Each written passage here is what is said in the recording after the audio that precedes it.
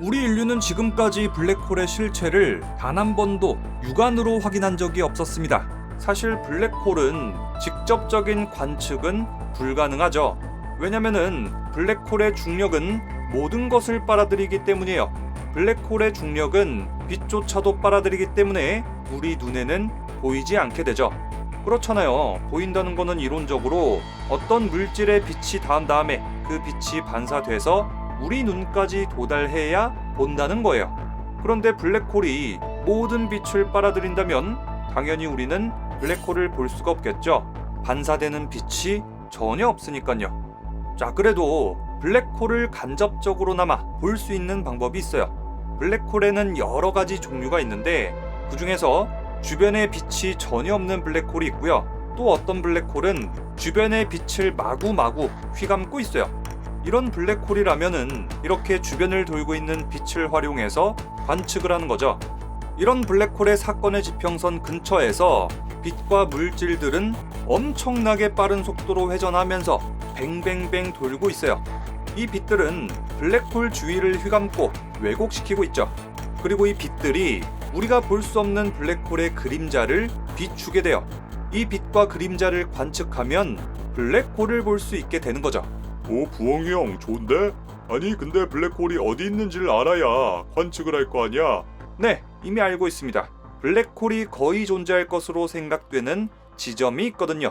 1918년 릭 천문 관측소에서 히버 커티스라는 분이 메시의 87을 관측하다가 5000광년까지 방출되고 있는 방사선을 발견했어요. 여기에는 여러 가지 원소와 화합물, 전파, 빛, 그리고 X선 등으로 이루어져 있어서 초대질량 블랙홀일 가능성이 아주 높다고 점쳐졌어요. 다음 두 번째, 허블 우주 망원경도 그리고 찬드라 X선 망원경도 똑같은 M87에서 X선 루프 그리고 고리형 발광을 발견했죠.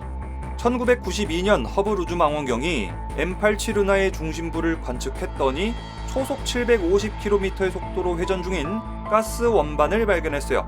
그리고 이 중심에는 태양 질량의 무려 20억 배에서 30억 배에 달하는 엄청나게 큰 질량의 무언가가 존재한다고 밝혀졌어요. 근데 이때 태양 질량의 20억 배에서 30억 배의 무언가가 있다. 그래서 학자들은 이렇게 생각했어요. 태양 질량의 20억 배에서 30억 배라면 블랙홀 말고는 말이 안 됩니다. 우리는 이것이 블랙홀일 가능성이 매우 높다 라고 선언하는 바입니다. 세 번째, 헤스 체렌코프 망원경이 M87에서 엄청난 감마선을 측정했고 역시 블랙홀로 예측했습니다. 그리고 네 번째, 2011년 1월 12일 미국 텍사스 대학의 칼 게파르트 박사는 M87의 중심에 있는 블랙홀의 실제 질량을 측정하는데 성공했습니다. 자, 이렇게 총 4가지 증거에 따라서 M87 은하 중심에 블랙홀이 거의 있을 것으로 생각이 되어졌죠. 야, 좋은데? 블랙홀이 어디 있는지도 알아? 당장 블랙홀을 관측해보지, 뭐하고 있어? 하지만 블랙홀을 실측한다는 것은 대단히 어려운 일이에요. 왜냐? 너무 멀리 떨어져 있기 때문이죠. 자, 여러분들 고층 빌딩 같은 데 올라가서 뭘 보려고 해도 조금만 안개 끼거나 비가 오거나 미세먼지로 뿌연 날에는 뭘 보려고 해도 멀리 볼 수가 없잖아요. 그런데 생각해봐요. M87 은하는 우리 집에서 길 건너편 보는 수준이 아니에요. 무려 5480만 광년이나 떨어져 있거든요. 이렇게나 너무 멀리 떨어져 있으면은 빛이 지구까지 오는 동안 빛이 우주 물질이나 가스댐에 산란되고 교란되고 흐려져요. 또 그리고 지구 대기의 영향도 있죠. 구름이나 기타 등등 때문에 빛이 산란돼 버리거든요. 그래서 당연히 지구에서 망원경으로 M87 은하를, 그것도 그 중심에 있는 블랙홀을 본다는 게 절대로 쉬운 게 아니에요. 자, 이렇게 사실상 관측이 어렵다 라는 의견이 대세인 와중에 어떤 과학자들은 이런 아이디어를 냈어요. 이 머시기들 엄청나게 큰 망원경으로 빛을 많이 받아들이면 장땡 아니요? 그러면 아무리 멀리 있어도 빛이 별로 없어도 잘 볼 수 있는 거잖아. 무식하게 사이즈로 쇼부 보자는 거지. 아니, 그런데 이런 킹사이즈 망원경을 도대체 어떻게 만들어요? 망원경 하나 만들다가 무슨 국가 예산 말아먹을 일 있어요? 실현 가능성이 없잖아. 그런데 2001년 MIT의 셰퍼드 돌먼 교수는 이렇게 주장했습니다. 만약에 전 세계에 터진 망원경을 하나로 모은다면 그렇다면 이론적으로 지구 사이즈만한 망원경이 되는 셈이고, 이 정도면은 아주 멀리 떨어진 블랙홀을 실제로 관측하는 것이 충분히 가능합니다. 이게 가능하다고요? 그런데 과학자들의 아이디어 검토 결과 실현 가능성이 충분하다고 판단됐습니다. 재밌겠구만. 진행시켜. 실제로 진행이 됐어요. 이게 바로 이벤트 호라이즌 텔레스코프 사건의 지평선 망원경이에요. We set up telescopes around the Earth that can talk to each other, that can record data in tandem. We can combine these data and make it act like they were actually one telescope. The Event Horizon Telescope is an array of 8 dishes across the globe, from the South Pole to the Arizona desert to Hawaii to Chile, creating effectively an Earth-sized telescope. EHT의 원리를 조금 더 자세히 알아보자. 먼저 전 세계에 흩어져 있는 전파 망원경을 모아요. EHT의 경우에는 전 세계 6개 대륙, 8개 전파 망원경을 하나로 모았어요. 그런데 이 망원경들이 원래는 하나의 망원경이 아니잖아요. 이것들을 하나로 묶어주는 동기화 작업이 필요한데, 이를 위해서 각 망원경에다가 100만 분의 1초 정도의 오차를 가지는 아주 극도로 정밀한 수소 원자 시계로 동기화시켜요. 그 다음에 8개 전파 망원경이 각자 하나의 천체를 동시에 관측하고 전파 신호를 포착하는 거예요. 그런데 여러 전파 망원경이 천체를 동시에 관측할 때 아주 중요한 작업을 거쳐야 돼요. 바로 VLBI 초장기선 전파 간섭계입니다. 자, 이걸 아주 쉽게 예를 들어보죠. 자, 여기 M87 블랙홀이 있고 M87의 전파 신호가 지구로 오고 있어요. 이때 전파 망원경이 하나는 왼쪽에 또 하나는 오른쪽에 있다고 하면은 왼쪽 망원경의 전파 신호가 먼저 도달하고 오른쪽 망원경에는 전파 신호가 더 늦게 도달하겠죠.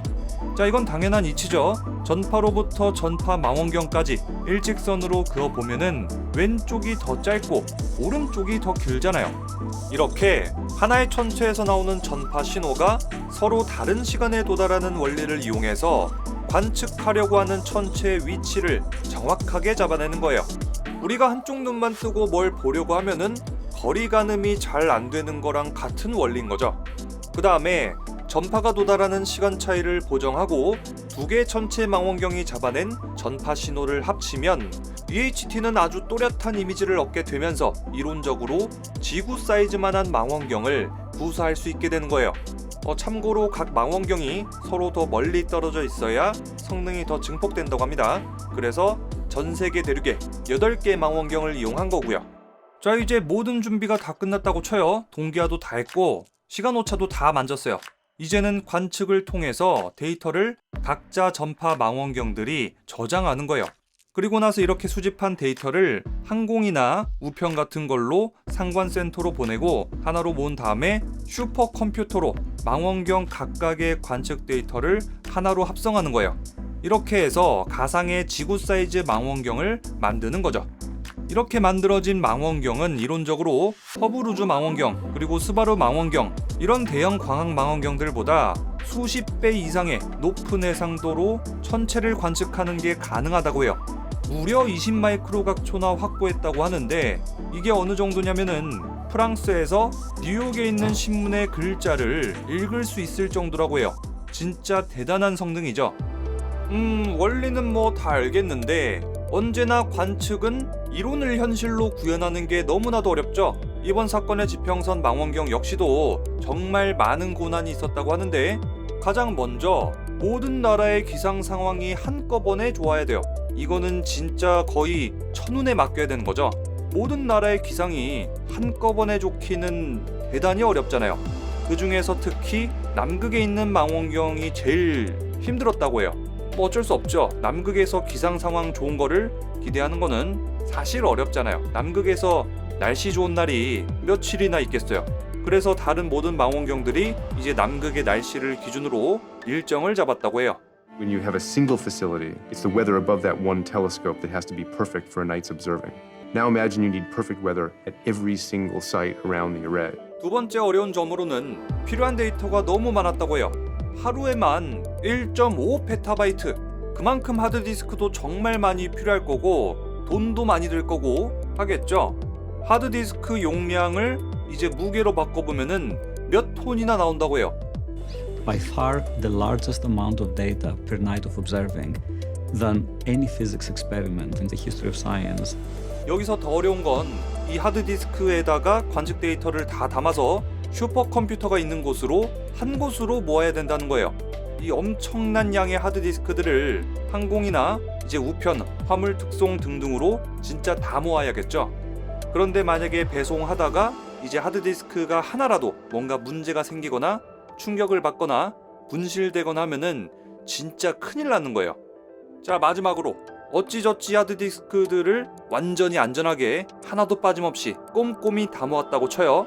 이제 이 하드디스크들을 하나로 연결해서 데이터를 하나로 모아서 이게 제대로 다 모아졌나 확인을 해봐야 되는데 이것만 해도 한 달이 걸린다고 해요. When we get the data from these different telescopes, the amount of data is immense. You really have to measure every single wave, every single trough and crest of the waves as they come to the telescope.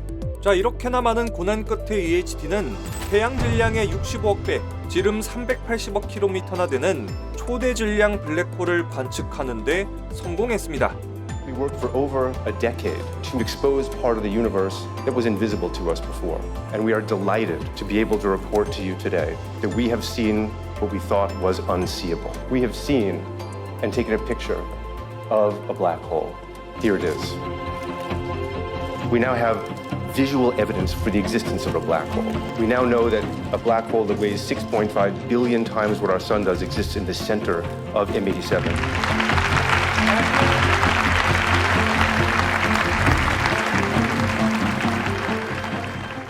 자, 이 사진을 보면은 블랙홀의 검은 부분이 블랙홀의 그림자, 그리고 빛나는 고리 부분이 블랙홀의 중력으로 인해서 휘어진 빛이에요.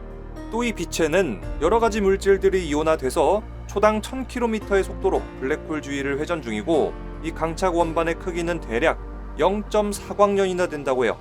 그런데 여러분들, 이 블랙홀의 이미지가 뭔가 친숙하지 않으세요?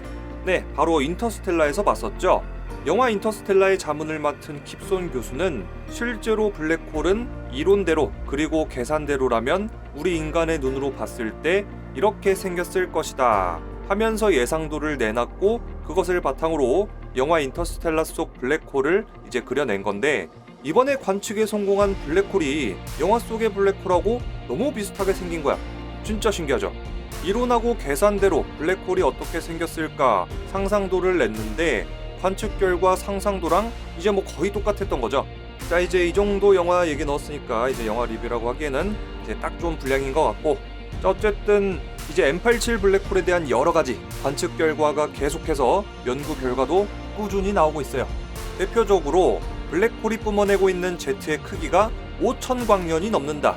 그리고 이 크기는 M87 은하보다 크다. 자, 또 현광 현상이나 빛의 고리에 대해서도 연구 결과가 계속해서 나오고 있습니다. 이 후속 연구에 대한 것도 이제 재밌는 얘기가 정말 많으니까요. 저는 또 다음 블랙홀 영상으로 이야기 들려주도록 하겠습니다.